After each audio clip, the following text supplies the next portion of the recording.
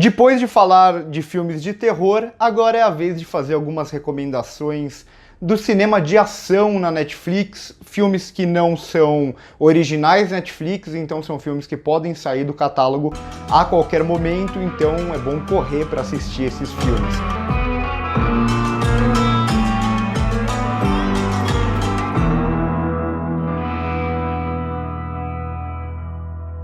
Esse é um vídeo que não tem muitas regras, então não são os 7 melhores filmes nem nada. A única coisa que eu tentei fazer era pegar 7 filmes com subgêneros meio diferentes, com alguns estilos diferentes, para dar uma boa diversificada, tentando abordar alguns estilos diferentes do cinema de ação.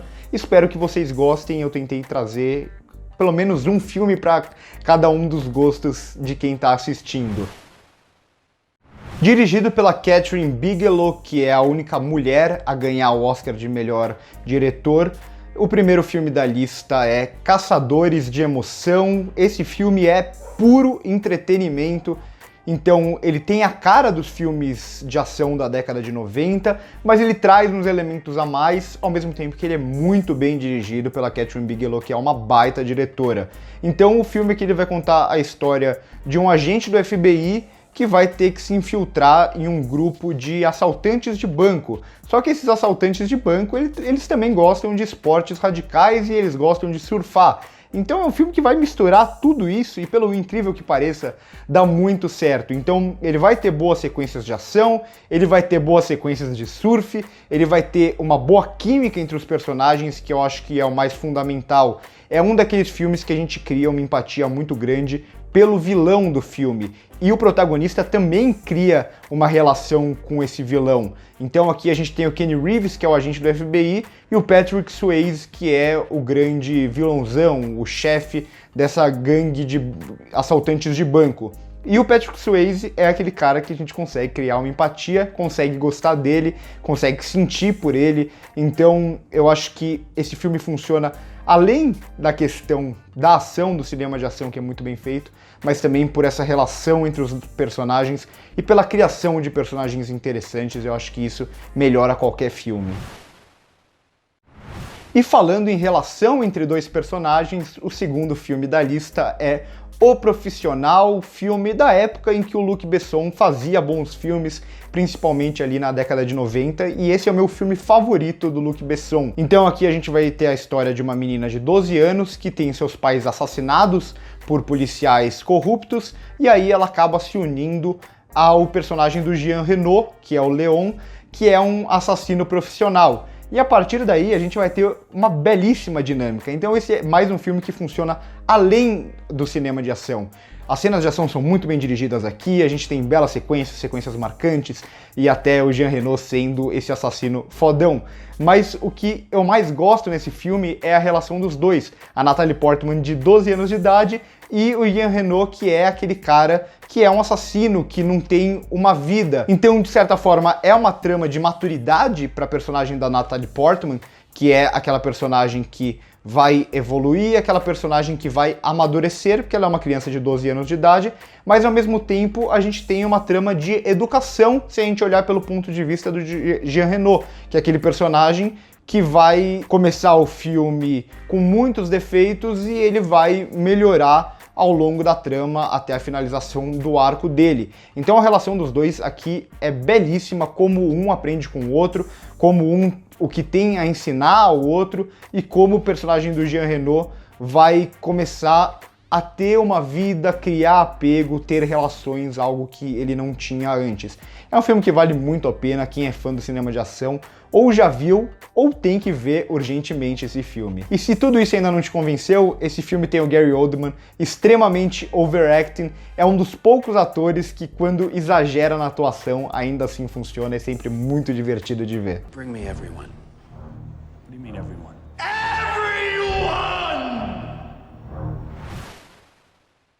O terceiro filme da lista, a gente entra num gênero de faroeste, um filme recente de faroeste, que é Os Indomáveis, ou 3:10 to Yuma, que é um remake, é um dos poucos remakes que é ou do mesmo nível ou melhor do que o original. Aqui a gente tem um filme dirigido pelo James Mangold, que é o mesmo diretor de Logan, de Johnny June, é um bom diretor, e a dupla de protagonistas com Christian Bale e o Russell Crowe. Eu acho que isso já convence muita gente a assistir o filme. E aqui a gente vai ter um fazendeiro que é convencido a levar um fora da lei até Yuma para ele ser preso ali. E é um filme que vai explorar muito bem a relação entre esses dois personagens, então como aos poucos a gente vê que eles não são tão diferentes assim quanto a gente pensa.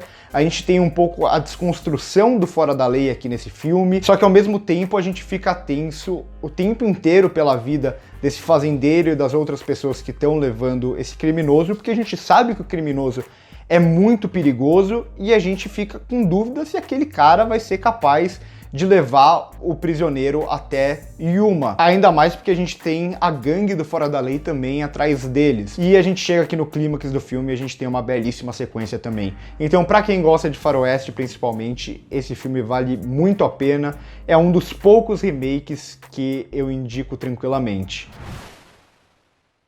Em quarto lugar, não pode faltar um filme oriental quando se trata do cinema de ação. Então o cinema japonês é muito bom, o cinema chinês é muito bom, o cinema coreano é muito bom. E esse é um filme que, se eu não me engano, é de Hong Kong, é um dos filmes mais celebrados desse gênero do Kung Fu. Eu estou falando de A Câmara 36 de Shaolin. É um filme dirigido pelo Lau Kar-yang e é protagonizado pelo Gordon Liu, que você deve conhecer como Pai Mei de Kill Bill. Ele aqui ainda é muito jovem, esse filme é da década de 70. E por ser um filme da década de 70, a gente tem algumas coisas que, se a gente assistir hoje, a gente vê alguns problemas, até em alguns exageros que o filme traz, até as interpretações que não são as melhores do mundo, mas esse filme é muito mais do que isso. Óbvio, se a gente assistir hoje, a gente vai ver que a narrativa ela não parece tão inovadora, porque muita coisa que veio depois copiou filmes como esse. Então aqui a gente vai ter uma trama de vingança de um personagem que vive numa aldeia, tem um grande líder ali que é como se fosse um ditador que oprime toda a população, ele vai conseguir escapar, vai treinar Kung Fu e vai ter que voltar para tentar salvar sua aldeia. Só que diferente dos filmes que a gente está acostumado, esse filme, apesar dele ter grandes sequências de ação, e a gente vê aqui como na década de 70 o cinema oriental ele já era maravilhoso no cinema de ação, como ele consegue dirigir bem a ação, algo que o cinema hollywoodiano muitas vezes não consegue fazer até hoje, mas esse filme vai além disso. Ele tem um certo brilho pelo Kung Fu, parece que é um filme apaixonado pelo Kung Fu, então mais do que só ação, ele vai trazer também um lado filosófico, e vai ser um filme que o que ele mais vai explorar aqui é o treinamento. Então é um filme que tem quase uma hora de filme que é basicamente o protagonista treinando, só que isso nunca fica maçante, porque o treinamento aqui é muito bem dirigido e é muito interessante. O como ele vai passando por diferentes treinamentos, então o treinamento físico, o treinamento do punho, o treinamento da força do braço, o treinamento da perna, o treinamento mental, e como cada um desses treinamentos vai ser dirigido de uma forma diferente. Então um vai para um lado um pouco mais da comédia, outro vai um pouco mais para o lado do drama, outro vai até um pouco mais para o lado do terror, e como tudo que acontece ali dentro do templo, como aquele templo tem uma presença, tem uma importância para a história. Então assim, é um filme belíssimo que parece apaixonado pelo Kung Fu e que trabalha principalmente essa parte do treinamento, essa parte do templo, e consegue unir muito bem a parte da ação também com a parte mais filosófica, com a parte mais mental. Para quem gosta do cinema oriental, eu recomendo demais. Para quem não conhece tanto do cinema oriental, é um filme que vale bastante a pena, se você relevar algumas coisas, porque esse filme já tem mais de 40 anos. Em quinto lugar, eu vou trazer A Identidade Bourne, que é dirigido pelo Doug Liman. Assim, talvez seja o pior dos três dessa primeira trilogia Bourne, mas eu acho que é o meu favorito, e dos três é o que mais é um filme de ação. Porque o segundo e o terceiro eles entram um pouco mais na questão de espionagem e tal, e esse primeiro, por ser um protagonista que não lembra de quase nada e tá sendo caçado, ele tem sequências de ação muito boas aqui. Então a gente vai ter um protagonista que é encontrado, ele não tem memória nenhuma, ele não lembra quem ele é, e ele tá sendo caçado, ele tem que sobreviver, e a única coisa que ele sabe é que ele é bom em bater e matar as pessoas. Então é basicamente esse o plot de Identidade Bourne. e o filme vai se desenvolver a partir daí, vai trazer belíssimas sequências de ação, tudo isso em uma narrativa extremamente engajante, com um personagem que vai meio que desafiar até o manual de roteiro, se é que tem um manual de roteiro, que fala que a gente tem que conhecer o personagem e tal, e aqui a gente não conhece o personagem, mas a gente consegue comprar a narrativa dele mesmo assim, o que passa um pouco também pelo carisma do Matt Damon. E o que eu gosto muito nesse filme, além de toda essa narrativa instigante, essas sequências e tal, e do roteiro, eu gosto muito porque aqui é um filme que muita gente fala que arruinou o cinema de ação a partir dele, por causa da técnica utilizada pelo Doug Liman, que é o cara que usa muitos cortes frenéticos e parece que em alguns momentos a gente não entende o que está acontecendo nas cenas de ação. Mas aqui o Doug Liman, ele usa isso com muita consciência, ele usa isso como estilo, ele sabe o que ele está fazendo, o que não acontece em filmes até hoje em dia. Mas assim, além do primeiro filme, tem o segundo e o terceiro na Netflix também, então já assiste a trilogia se você não viu ainda. O quarto lá, o Legado Bourne, não precisa assistir, o próprio Jason Bourne eu não gosto muito, mas esses três primeiros acho que são três dos melhores filmes de ação dos últimos anos. O sexto filme é outro que é um remake e é muito entretenimento também. Eu estou falando de Uma Saída de Mestre, filme que eu não sei se é melhor ou pior que o remake, eu acho mais ou menos no mesmo nível, mas eu gosto mais desse do que da versão original. É um filme dirigido pelo F. Gary Gray, que é o mesmo diretor de Friday e Straight Outta Compton. E aqui o que ele vai construir é um filme de assalto bem tradicional mesmo, é um filme que não vai ter nada que quebre grandes regras e tal, é aquele filme de assalto em que a gente torce pelos assaltantes porque eles são os bonzinhos. E vai ter grandes sequências aqui, principalmente sequências de perseguição de carro, que ficou muito famoso até pela questão do uso dos Mini Coopers aqui. Então é uma ação muito bem dirigida, com personagens muito cativantes. Então aqui até o vilão, que é o personagem do Edward Norton, é um personagem que a gente gosta de assistir ele em tela. E todo o grupo também, Charlize Theron, Mark Wahlberg, Jason Statham. Então, apesar de ser um filme que não vai reinventar a roda, aqui é um filme que segue um padrão, mas é muito bem feito nessa proposta que ele tem, com ótimos personagens, e é um filme que eu gosto muito, é um filme muito gostosinho de assistir, eu recomendo para quem ainda não viu. E em sétimo lugar, é um filme que muita gente já deve ter assistido, eu estou falando de Eu Sou a Lenda, dirigido pelo Francis Lawrence, que é o mesmo diretor ali dos Jogos Vorazes, e esse filme faz uma coisa que é muito difícil, que é você ter um protagonista único, basicamente, por quase todo o filme.